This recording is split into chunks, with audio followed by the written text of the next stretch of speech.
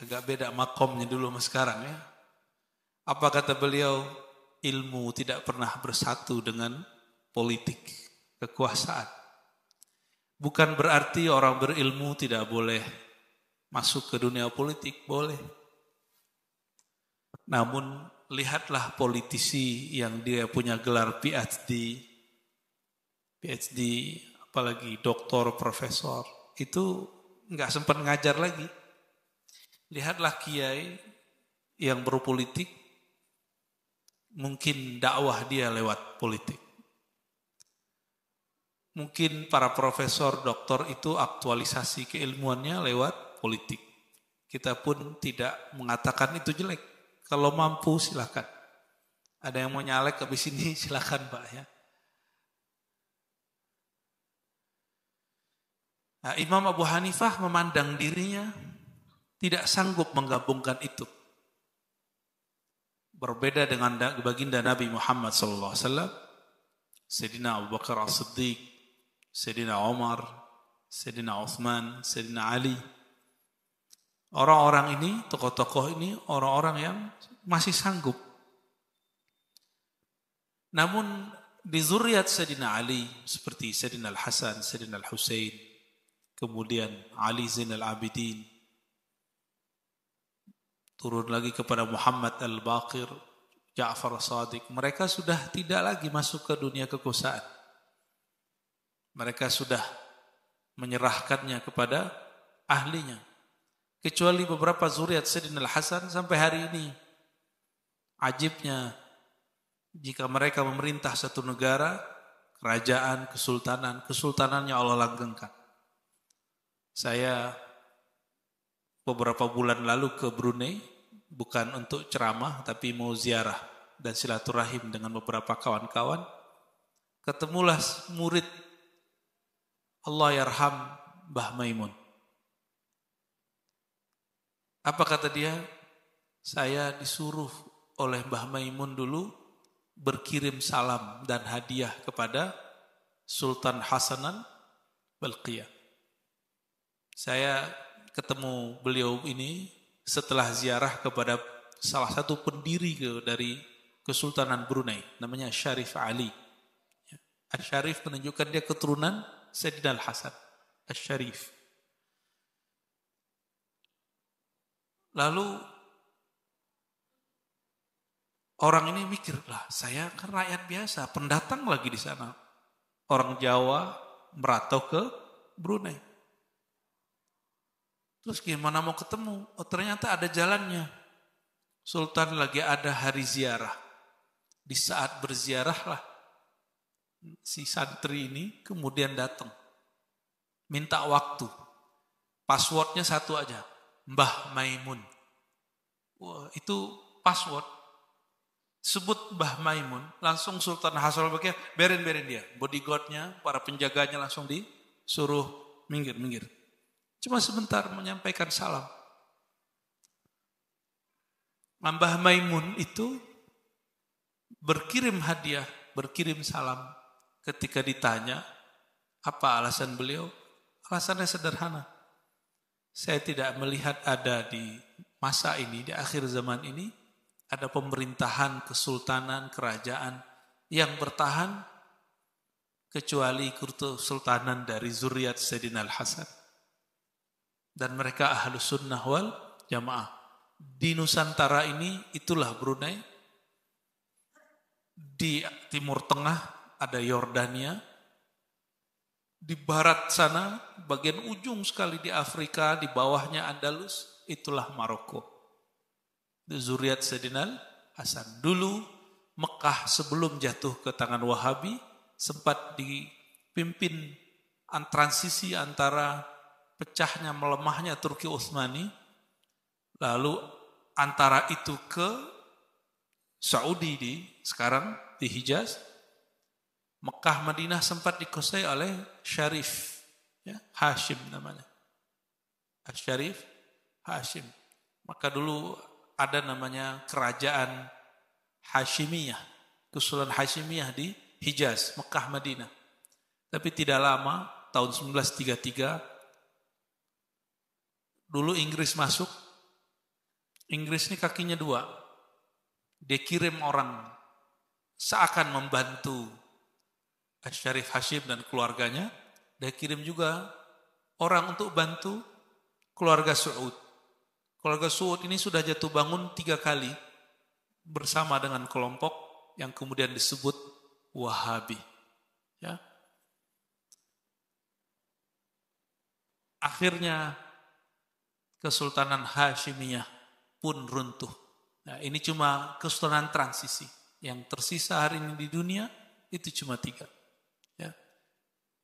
Dan jangan heran, Ratu Elizabeth itu masih campuran Hasaniyah, zuriat Sayyidina Hasan, campuran. Karena dulu di zaman-zaman dahulu putri-putri, putra-putra, princess-princess itu, pangeran-pangeran dicampur pernikahannya. Dulu ada pernikahan Inggris dengan Spanyol, Andalus. Maka jangan heran, saya agak sulit bedain orang Arab sama orang Barat tuh agak sulit. Agak sulit. Mukanya mirip-mirip. Ya. Muka hampir sama, hidungnya sama-sama mancung. Ya. Beda pas ngomong aja. Ya. Baik. Mari kita kirimkan Al-Fatihah untuk semua ulama, umara-umara yang ada keadilan amanah di kolbunya. Wabil khusus imam kita, Imam Asy-Syafi'i, Abu Hasan Asy'ari, Abu Mansur Al-Maturidi, dan pengarang kitab ini Al-Imam Abu Hanifah Al-Kufi. Al-Fatihah. A'udzubillahi minasyaitonir rajim. Bismillah. Ya na'budu wa iyyaka nasta'in. Shiratal ladzina an'amta 'alaihim ghairil Amin. Sebelumnya kita sudah membahas tentang sifat-sifat Allah. Beliau membagi sifat Allah itu kepada 2 istilah, sifat zatiyah lalu sifat fi'liyah. Sifat zatiyah ini yang kita sebut dengan sifat ma'ani. Dan dia mulai dengan hayat, qudrat, ilmu, kalam, sama, basar, iradah. Ya. Ini sama dengan sifat ma'ani. Apa arti sifat ma'ani? Sifat yang bersifat makna, meaning. Analognya adalah bukan berarti sama. Apakah yang mendengar mata, yang mendengar telinga, yang memandang mata, atau mata dan telinga ini cuma alat, yang mendengar itu adalah satu sifat, satu karakter, satu kemampuan yang Allah berikan di dalam diri. Maka cobalah lihat ada orang yang sudah tidur. Matanya kita buka, telinganya nggak perlu ditutup, dia tidak bisa mendengar apa-apa dan tidak bisa melihat apa-apa. Imam Ghazali mencontohkan lebih dahsyat lagi. Lihatlah orang mati. Jantungnya lengkap, parunya ada, matanya ada, telinganya ada, tapi dia tidak bisa melihat apa-apa. Maka melihat itu bukan dengan mata, melihat itu dengan sifat sama. Sifat dalam bahasa Arab berarti suatu kemampuan yang Allah berikan di dalam diri kita. Ya. Jadi bukan sifat dalam bahasa Indonesia.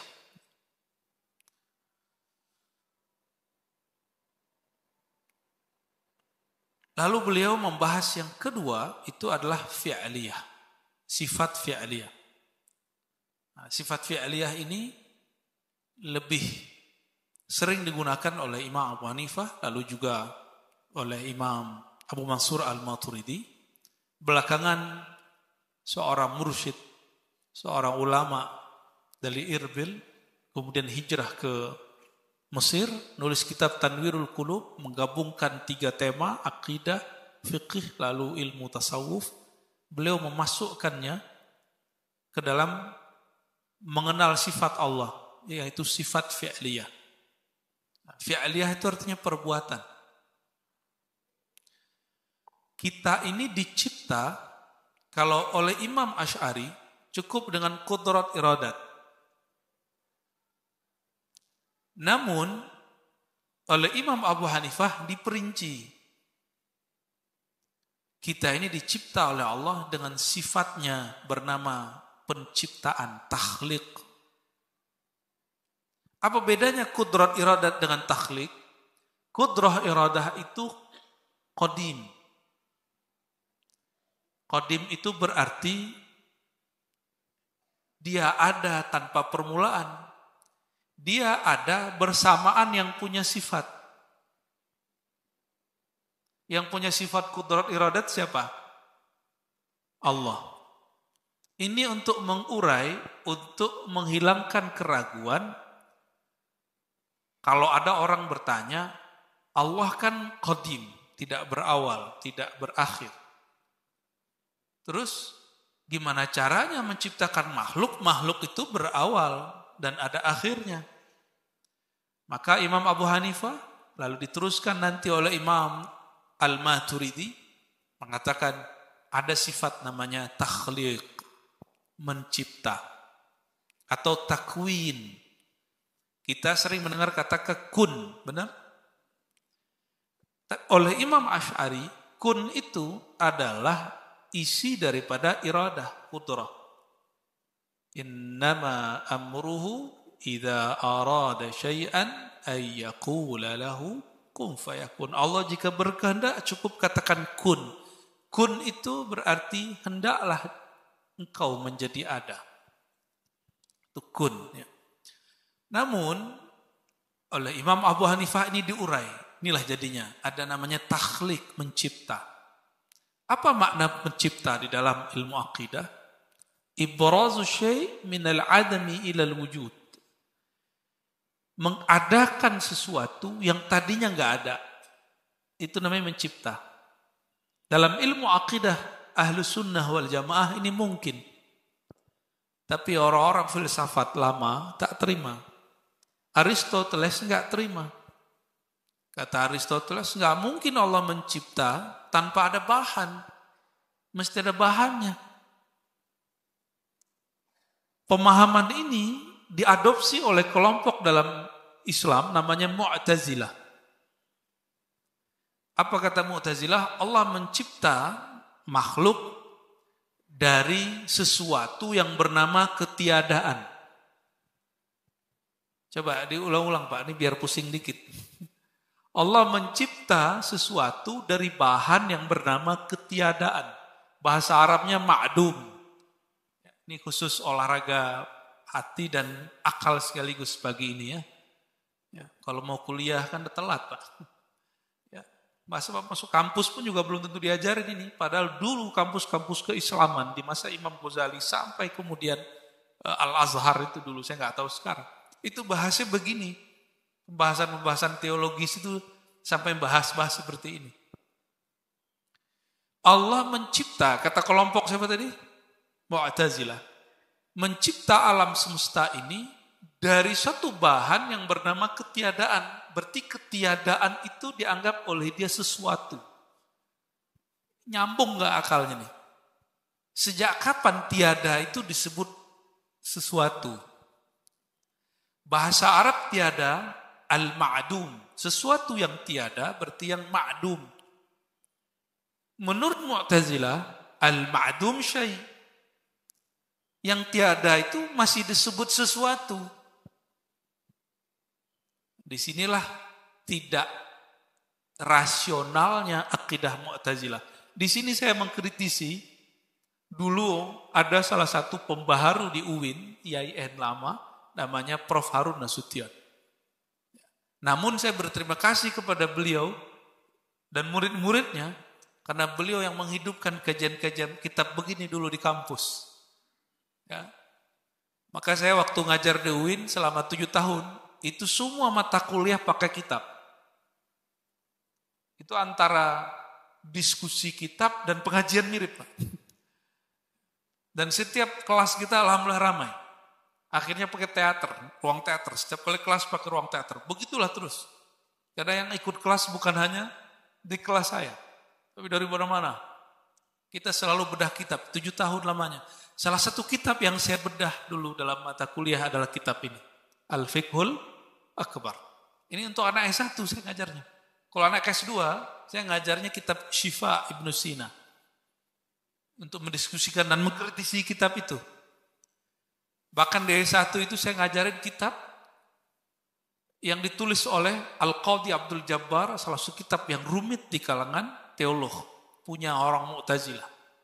Lalu kita kritisi. Jadi kita baca kitab bukan untuk kita taklid kepada isi kitab, kecuali hanya kitabullah dan Rasulnya. Jadi yang boleh ditaklidi itu cuma kitab Allah Rasulnya yang kemudian diriwayatkan oleh para ulama. Kenapa orang taklid ke Imam Syafi'i? Sebenarnya bukan taklid ke Imam Syafi'i. Imam Syafi'i nulis kitab Al-Um, dia nukil di situ kalam Allah, kalam Rasul, lalu dijelaskan cara memahaminya. Maka taklid ke Imam Syafi'i bukanlah kepada Imam Syafi'i, tapi kepada kitab yang dia ikuti, yaitu Al-Quran dan Sunnah. Ya. Jadi jangan salah faham, kita tidak pernah kemudian mendewa-dewakan Imam Syafi'i, Imam Asy'ari. Ya. Baik. Di dalam akidah Ahlus Sunnah, mencipta itu dari tiada menjadi ada, dan tiada itu enggak dianggap sesuatu. Itu baru disebut mencipta. Inilah kehebatan Allah mencipta tanpa perlu bahan. Enggak ada bahan. Makanya Allah mengatakan kepada Sayyidina Adam, khalaqtuka biyadai wa lam taku syai'an. Wahai Adam, aku cipta engkau, tadinya engkau tiada. Tiada bahannya. Ini secara ilmu akidah. Tapi dalam ilmu tasawuf ada yang cara yang paling indah untuk memahami hubungan Allah dengan alam. Itu disebut kajian martabat 7. Sudah ada di sosial media, tapi udah lama sekali Pak, tahun 2020 atau 2021. Silakan dilihat kajian martabat 7. Ada 2 versi saya buat. Ya.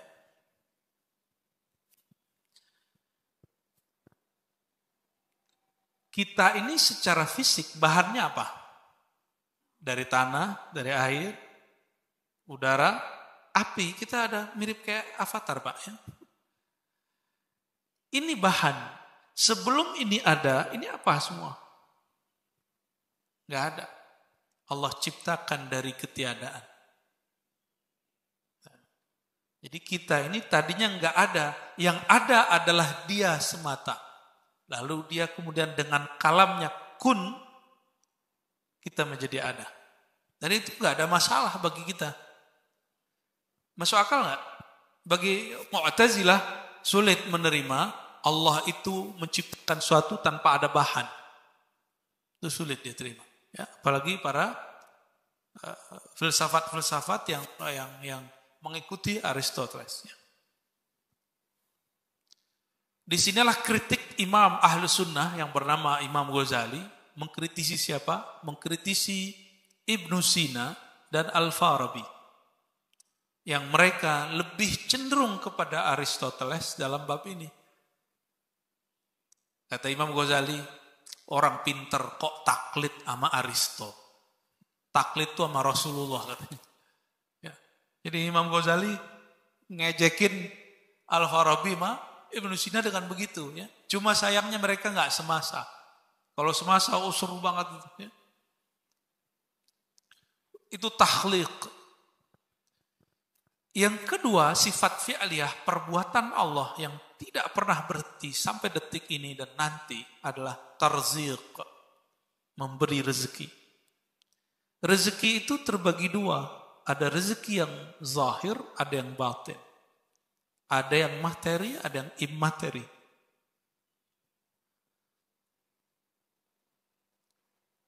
Pagi ini, rohani, akal pikiran kita lagi dapat rezeki. Namanya rezeki ilmu. Rezeki ilmu. Ini saya terakhir ngaji kitab ini dulu. Saya ngajar kitab ini 2012. Baru kita sentuh lagi berkat ada masjid ini. Ini berarti udah 10 tahun Pak. Itu saya awal pertama ngajar di kampus. 2012. Kalau di pesantren, saya ngajar mulainya 2008. Sebelumnya sudah mulai ngajar secara private, ya, kelompok-kelompok, grouping. Tapi secara resmi 2008 di pesantren. Dan dari masa 2006 saya sudah mulai ngajar kitab Ahlus Sunnah. Dan kitab ini kita ajar tahun 2012. 12. Alhamdulillah ya. Allah izinkan saya yang hina ini, akal saya yang tidak cerdas ini untuk bisa berkhidmat membaca kitab-kitab mulia. Alhamdulillah Rabbil Alamin. Ya. Semoga kita ikut mulia karena membaca kitab orang-orang mulia. Tarziq, memberi rezeki. Ada nikmat materi. Nah, nikmat materi itu jangan dimulai dari fulus dulu, mulai daripada tubuh. Keberadaan tubuh ini namanya nikmat materi. Kalau tubuh berikut dengan kebutuhan tubuh ini. Makan, minum, tempat tinggal, kendaraan. Baru turunannya nanti asbab semua itu fasilitasnya lewat fulus misalnya, gaji. Tapi tolong dibedakan. Rezeki lebih luas daripada gaji. Benar nggak? Rezeki lebih luas daripada gaji. Ada ustadz di kampung, tahu-tahu dia dapat rezeki. Padahal ustadz ini kalau ngajar honornya kecil. Saya tahu seorang kiai ngajar hampir tiap hari, itu honornya cuma 200.000. Di kampung-kampung, Pak. Maka kita ini nggak boleh merendahkan kiai-kiai kampung. Ustadz-ustadz di daerah-daerah, di pelosok-pelosok, di gang-gang, itu jasanya luar biasa. Cuma 200.000 sebulan. Itu yang resmi. Ya. Tapi dia sering dapat rezeki yang di luar itu. Orang yang PNS gaji tiap bulan, karyawan, untuk umroh, nabung dulu setahun, dia kapanpun mau. Yang penting dia mau, ada orang yang mau ngumrohin dia. Itu namanya rezeki. Karyawan mesti ngeredit dulu baru dapat kendaraan.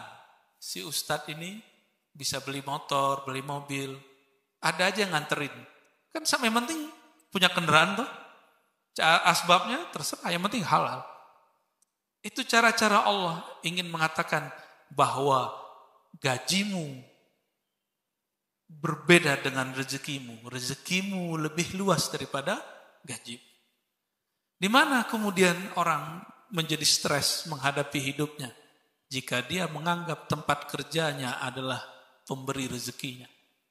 Makanya PHK itu bikin stres. Ya, padahal kita kalau kenal Allah SWT nggak akan seperti itu.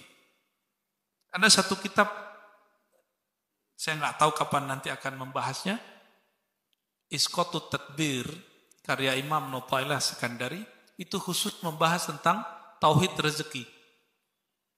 Insya Allah nanti kalau di mana mungkin bukan di sini, kita akan membahas tentangnya. Insya Allah. Tarziq, ada rezeki yang sifatnya materi juga, tapi dia semi materi, seperti jabatan, popularitas. Dia antara materi dan imateri. Disebut bukan materi, dia terlihat jabatannya. Disebut kemudian materi, enggak. Termasuk popularitas. Dia sudah semi-semi. Kenapa kita sebut begitu? Ini teori dari Ibnu Sina. Sesuatu yang tidak ada bentuk fisiknya, tapi berkaitan dengan fisik. Popularitas, ada bentuk fisiknya enggak? Ada ke bentuk orang terkenal, ada nggak? Nggak ada kan? Ada orang terkenal dengan cantiknya, dengan gagahnya, dengan alimnya, dengan aksinya, dengan dia sebagai aktor. Coba lihat, aktor yang baru sembuh itu siapa namanya? Butet ya, bener ya? Itu wajahnya begitu-gitu aja Pak. Dan yang paling lucu dari dia bisa menirukan suara Soeharto ya. Bener gak? Popularitas dia nggak ada kaitan dengan wajahnya, emang begitu-gitu aja. Tapi dia punya satu kelebihan dalam dirinya yang membuat dia populer. Maka popularitas itu dia tidak berkaitan langsung dengan materi, tapi dia masih di alam materi. Itu popularitas. Maka bagi siapapun yang mencari popularitas, carilah popularitas yang bermula daripada sesuatu yang sifatnya qalbiyah, ruhiyah. Dan itu akan abadi. Dia akan abadi tidak hanya di dunia. Dia abadi sampai ke akhirat. Ini yang disebut oleh para ulama. Biarlah tak dikenal di dunia, tapi dikenal di akhirat sana.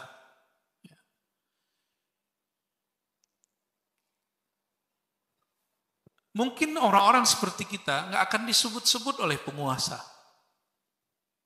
dunia. Tapi pemilik dunia akhirat boleh jadi tetap menyebut kita.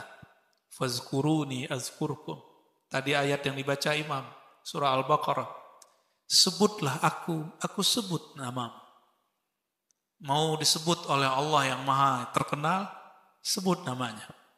Mungkin kita tidak terkenal, nggak apa-apa. Terkenal itu belum tentu enak. Allah yang maha terkenal, maha zahir, dia akan menyebut nama orang-orang yang menyebut namanya. Siapa yang menyebutnya dalam kesendirian? Allah akan menyebutnya di dalam kesendiriannya, keesaannya. Siapa yang menyebut namanya dalam keramaian? Allah pun akan menyebut namanya di keramaian para anbiya, para aulia, dan para malaikat-malaikatnya. Dulu-dulu orang hanya menyebutkan bahwa nanti dia akan disebut namanya di kalangan malaikat. Ternyata hadisnya bisa disyarah lebih luas. Allah dapat menyebutnya, boleh jadi menyebutnya di khalayak yang lebih mulia dari mereka. Mereka itu manusia biasa. Siapa yang lebih mulia? Malaikat. Di atas malaikat ada para anbiya. Bahkan ada aulia, wali-wali Allah yang makomnya lebih tinggi daripada malaikat-malaikat biasa. Ya. Wallahu a'lam bis-shawab. Jadi rezeki ada dua, zahir dan batin. Rezeki batin itulah yang kita sebut ilmu dan ma'rifat. Ilmu ma'rifat inilah yang menghadiahkan, menghasilkan apa yang kita sebut as-sakinah, at-tuma'ninah, al-mawaddah, ar-rahmah. Jadi yang disebut tenang, damai, kasih sayang, cinta, itu orang kalau berilmu akan muncul sifat-sifat ini. Jadi kenapa kita gelisah hidup? Karena belum dapat rezeki yang batin. Saya lihat yang hadir, ya mungkin ada yang tinggal di sini, ada tinggal di luar, ada tempat tinggal, ada tabungan, ada bahan lah untuk makan hari ini, esok hari atau beberapa tahun ke depan. Itu kan zahir. Kita perlu bahan sampai tembus ke alam barzakh, sampai tembus ke alam setelah alam barzakh yang disebut padang mahsyar. Butuh modal. Modalnya adalah menghasilkan, menabung rezeki batin. Rezeki yang sifatnya immateri. Inilah yang disebut di dalam Al-Quran nikmat Allah. Akhir surat Ad-Duha, apa lafaznya? Akhir surat Ad-Duha.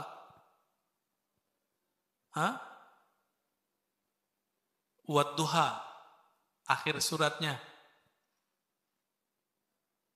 Wa amma bi ni'mati rabbika fahaddis. Adapun nikmat Rabbmu, nikmat bagi dua tadi, nikmat yang zahir, nikmat yang batin. Fahaddis.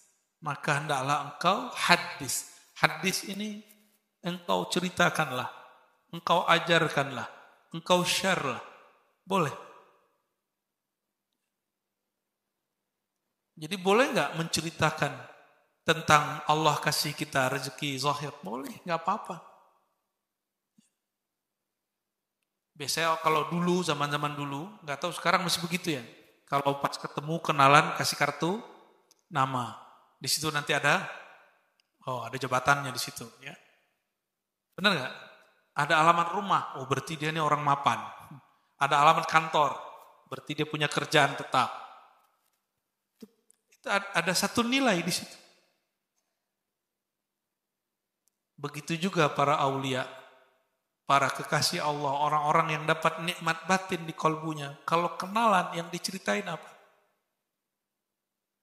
Nabi Muhammad, kalau cerita dengan sahabat-sahabat dekatnya, ana sayyidu waladi Adam. Saya ini sayyid. Saya ini pimpinannya manusia nanti di akhirat. Ini Rasulullah kalau ketemu mereka, wala fakhor, ini bukan sombong loh. Jadi menceritakan nikmat bukan dalam niat kesombongan, itu bagian dari sunnah. Bagian dari sunnah. Saya diprotes. Kenapa buka kitab-kitab rahasia? Saya tanya, udah jadi kitab kok masih rahasia? Udah dicetak kok rahasia?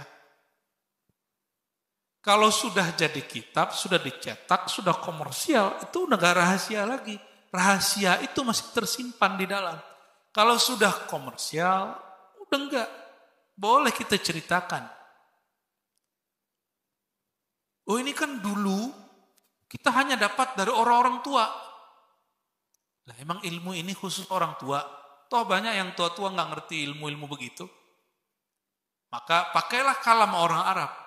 Kata orang Arab, kif amifala al-alim syekh. Ya. Orang alim itu tua walaupun dia masih muda secara biologis. Ya. Secara biologis dia umurnya mungkin belum sampai 50, tapi hitungannya tua. Imam Syafi'i umur 13 tahun sudah jadi mufti. 13 tahun, Pak. Mufti. Kita 13 tahun ngapain? Masih guling-guling di pasir ya. Anak-anak kita 13 tahun ngapain? Masih main kejar-kejaran. Imam Syafi'i 13 tahun sudah berfatwa. Sudah dapat izin dari Imam Malik untuk memimpin beberapa bab keilmuan. Wajar umurnya pendek, tapi ilmunya panjang. Sampai hari ini, ilmu yang dikembangkan oleh Imam Syafi'i, yang Allah berikan kepadanya, hari ini kita pakai. Ya, alhamdulillahi rabbil alamin. Wat tarzik, maka sifat fi'liyah yaitu memberi rezeki, tidak hanya rezeki yang zahir, tapi yang lebih mahal adalah rezeki yang batin. Cobalah lihat ini 2023 mulai bertarung ya. Tahun 2023 ini kapan mulai kampanye? Mulai daftar dulu ya. Dapat nomor punggung akhir tahun ini. Mulai rame ntar nih pertengahan tahun depan. Dan awal tahun depan itu, awal tahun berikutnya 2024 itu tahun yang agak lumayan seru. Saya nggak tahu serunya seru baik apa serunya buruk. Semoga baik-baik aja. Ya, kita nggak tahu karena biaya dan persaingan politik di negara-negara demokrasi itu sangat-sangat terbuka dan agak kenceng. Mungkin 2024 itu agak menegangkan. Wallahu a'lam bis-shawab. Dan itu dimulai sekarang Pak, sudah dimulai. Sudah dimulai. Cobalah lihat para calon-calon itu. Ketika dia mentok, datang ke dukun, mentok. Datang ke lembaga survei, mentok. Datangnya ke siapa habis itu? Ke kiai. Enggak, kiai jadi pelosok lagi. Ini yang pemimpin siapa sih sebenarnya? Si kiai atau si calon itu? Jadi alam bawah sadar manusia itu masih menerima ada pengaruh doa-doa, zikir-zikir, munajat-munajat para kekasih Allah terhadap alam semesta. Itu masih ada. Ya. Pengen tahu orang yang mustajab doanya? Lihat orang yang gak pernah ngibahin orang lain. Itu doanya mustajab. Cari orangnya di dunia. Kalau ketemu. Sulit Pak ketemunya hatta ustaz. Wal insya. Nah, tadi sudah rezeki zahir, rezeki batin. Ketika orang-orang yang punya rezeki zahir bergantung kepada yang punya rezeki batin. Maka sifat fi'liyah berikut insya. Insya itu menumbuhkan. menumbuhkan. Bedanya apa dengan takhlik? Insya itu bahannya sudah ada lalu ditumbuhkan. Wal ibda itu mencipta tanpa perlu contoh. Kita itu nulis mesti ada contoh dulu baru bisa nulis.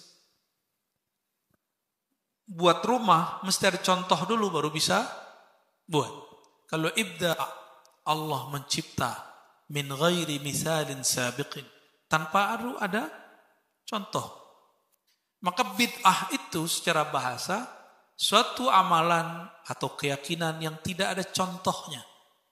Itu secara harfiah. Tapi secara ilmu syar'i, bid'ah itu ma lam yakun lahu dalilun syar'i.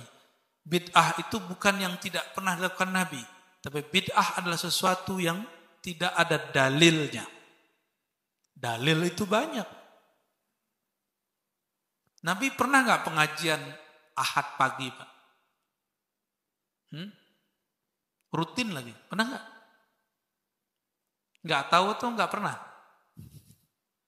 Bilangnya nggak tahu ya toh? Ya. Yang ngaji hari Minggu biasanya siapa? Hari Minggu itu. Orang Arab nyebutnya Ahad sama aja. Jadi jangan takut istilahkan Minggu, itu sama aja. Istilah bahasa. Minggu Ahad, yang ngaji hari Ahad Minggu ritual begitu, itu agama apa? Tuh. Berarti antum menyerupai mereka dong. Mereka mau bilang bikin maulid itu sama dengan Nasrani. Sama dong, dia bikin pengajian setiap minggu. Berarti sama dengan sembarangan bikin teori, gak pakai dalil yang kuat, gak pakai istidlal yang mantap. Akhirnya menghukumi bid'ah suatu yang tidak bid'ah. Ya? Allah Subhanahu Wa Taala punya nama Badi'. Apa arti Badi'? Badi'us samawati wal ard. Jadi nama Allah itu ada bentuknya huruf. Ada 3 jenis nama Allah. Satu bentuknya huruf. Contohnya apa? Kata Sayyidina Ali dalam riwayat Ad-Darimi, Kaf ha ya ain sad ismun min asma'illah. Kaf ha ya ain sad, permulaan salah satu surat di Quran, itu adalah nama Allah. Hamim, Ain, Sin, Qaf. Ya. Itu menurut beberapa riwayat sahabat, itu disebut nama Allah. Maka ada nama Allah bentuknya huruf. Baru dengar ya? Bid'ah enggak? Enggak tahu, bilang aja enggak tahu. Ya. Banyak orang hari ini, dia tidak tahu, dia katakan bid'ah. Ya. Itu saya masa lalu Pak. Ya. Dan saya tidak mau jamaah yang hadir melakukan hal yang sama. Dan yang kedua, bentuknya kata tunggal.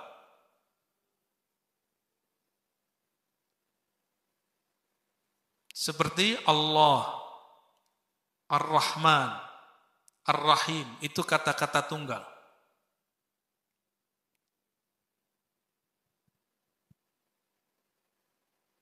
Atau bentuknya idhofah, Dzul Jalali wal Ikram, ini masih satu, ya, tunggal atau bentuk, kalau kita nyebut mungkin frase kali ya.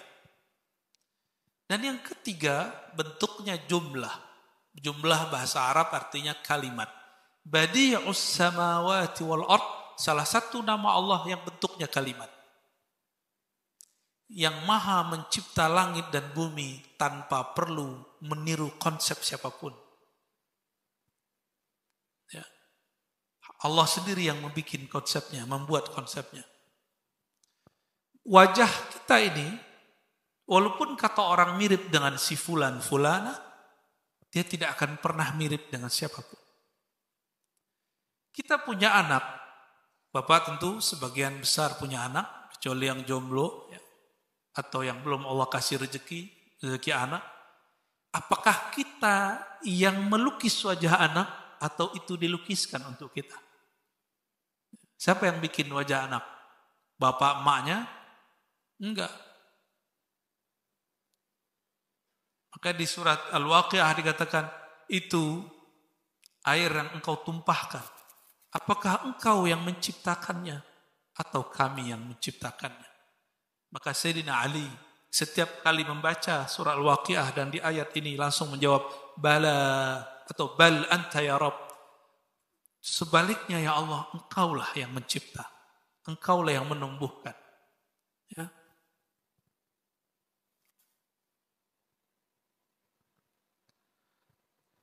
Apalagi bentuk kalimat. Falikul habbi wan nawa. Nah, ini bisa bentuknya frase, bisa disebut jumlah, ya. Kalimat yang menciptakan biji-bijian. Ada yang bentuknya lam yalid wa lam yulad. Jadi yang paling enak pakai kulhu aja ya. Kul huwallahu ahad. Hu tunggal, Allah tunggal, ahad tunggal. Allahu samad, Allah tunggal, samad tunggal. Tapi giliran lam yalid wa lam yulad, ini satu paket. Satu ayat, ini satu nama. Ini nama. Jadi boleh berdoa, wahai yang tidak lam yalid wa lam yulad. Ada seorang sahabat berdoa dengan membaca Al-Ikhlas. Wahai ya man huwa ya, al-ahadus samadul ladzi lam yalid wa lam yulad wa lam yakul lahu kufuwan ahad. Kata Nabi, doanya mustajab. Doanya mustajab. Wa lam yakul lahu kufuwan ahad, itu disebut dengan nama, bentuknya kalimat. Ya. Nah, Al-Badi' salah satu nama Allah yang bentuk tunggalnya ada, juga ada bentuk kalimatnya. Was-sana'. Nah, sana' ini memproduksi. Saya mau lihat, Pak. Coba lihat pohon kelapa. Dia punya mesin suling nggak, Pak? Kenapa di dalam buah kelapa itu ada air? Dia punya alat mesin nggak? Nggak punya. Dia punya pompa? Nggak punya. Walaupun kemudian ada namanya pembuluh kapiler, lalu apalah namanya. Itu kan penamaan yang diberikan oleh orang-orang biologi, ahli biologi. Siapakah yang mengambil air? Apakah pohon kelapa itu yang mengejar air? Atau air itu dianterin kepadanya? Yang mana Pak yang tepat? Kalau akarnya kelapa bisa nyari, rumah kita terancam. Sumur Bapak terancam itu ya. Apalagi aquanya. Oleh karena itu, dalam sebuah riwayat dikatakan tidaklah ada min nabatin atau syajaratin, ya, kecuali Allah wakilkan malaikat di situ yang ngurusin makan minumnya. Jadi ada malaikat-malaikat rezeki. Malaikat ini adalah tentaranya malaikat Mikail. Dalam bahasa umum disebut malaikat rahmat. Dalam bahasa Arab. Dalam bahasa orang-orang lama sebelum Nabi Muhammad SAW disebut dengan Mikail. Lalu diarabkan jadi Mikal. Jadi di Quran itu ada sebutnya Mikal. Ya. Jibril wa Mikal. Atau Jibrail.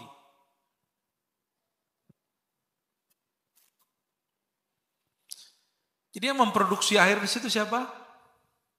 Allah. Ya.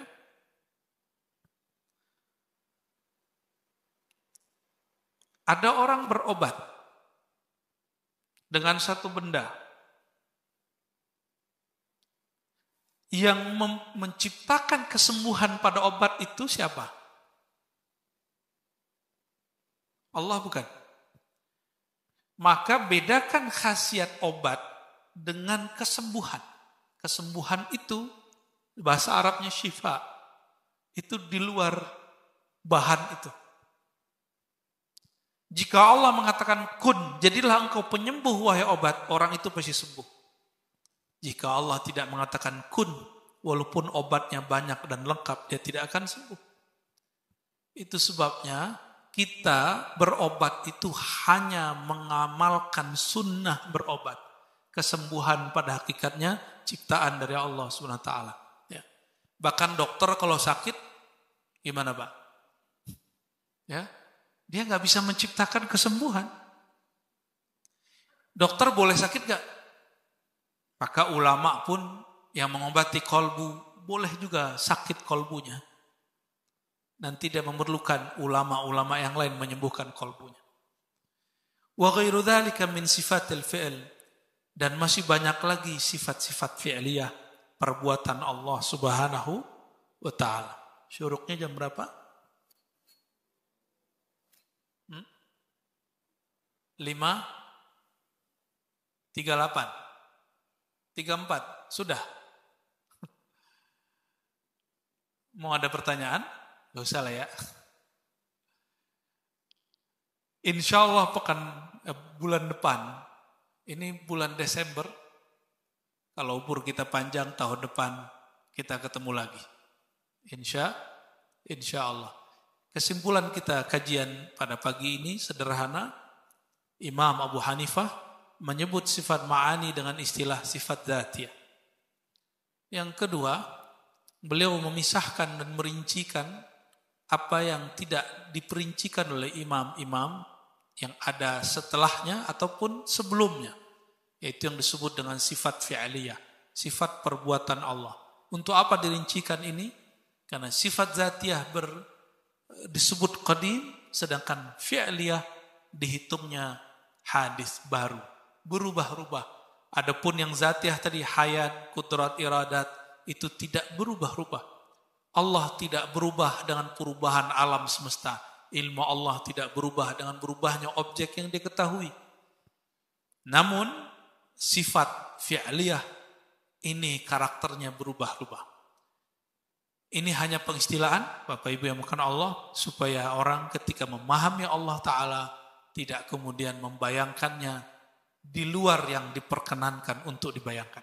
Semoga Allah Subhanahu wa taala meridhai kita semua.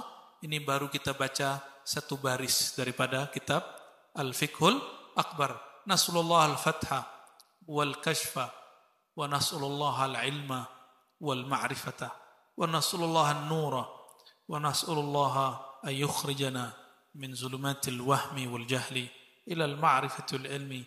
Amin ya rabbal alamin bihaqqi sayyidil mursalin. Allahumma salli wa sallim barik ala sayyidina Muhammad walhamdulillahi rabbil alamin.